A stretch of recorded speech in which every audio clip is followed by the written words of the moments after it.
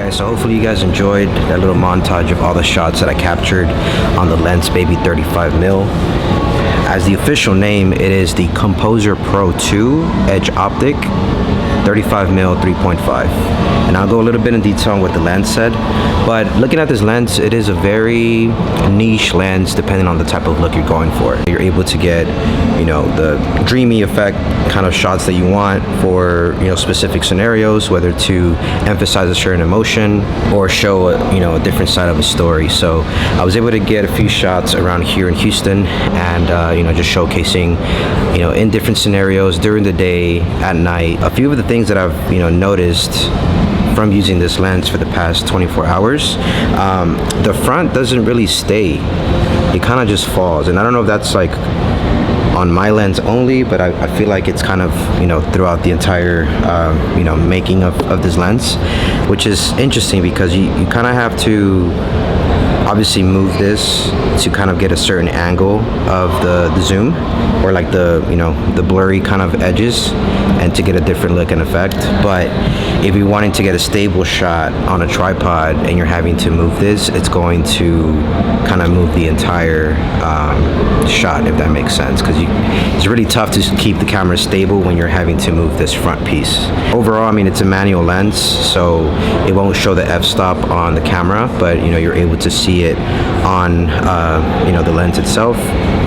And I think it's like I said, a cool effect, different, you know, piece of the arsenal for sure, to kind of showcase like what this lens can do. And as a disclaimer, I actually shot this on the A7S III, which is the camera that I'm actually shooting this video on. I just had it on the A7 III just for display purposes, just to have it on here and not just be holding the lens by itself. But yeah, all of these shots were captured on the A7S III, S-Log 3, and most of the exposure were you know, between 3.5 and f/22. I was looking at their packaging, and it comes in this little squared cube box, and it was pretty cool, kind of like their statement that they have. And shout out to Volandis. He's a Detroit-based photographer.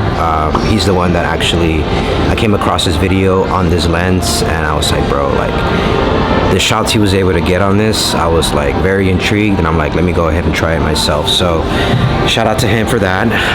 But yeah, I'm gonna keep trying it.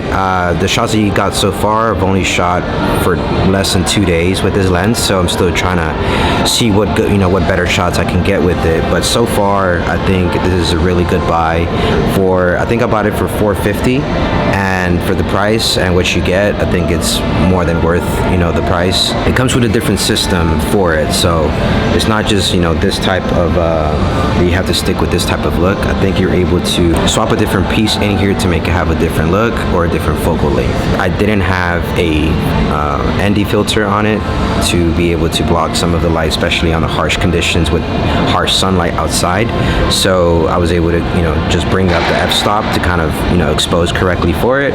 But in the indoor shots, you can kind of see a bit more, and also on the nighttime shots, you can see a bit more on the actual effect that the lens will give. So I mean, even at f/22, which is the highest f-stop on here, you're still able to kind of see a little bit on the edges, but nothing too crazy. But yeah, solid pickup. So that's pretty much it. Just, you know, a little review on this lens. If you guys enjoy this, please subscribe and leave a thumbs up below. I really appreciate you guys watching this video, and as always, we'll catch you guys on the next one. Peace.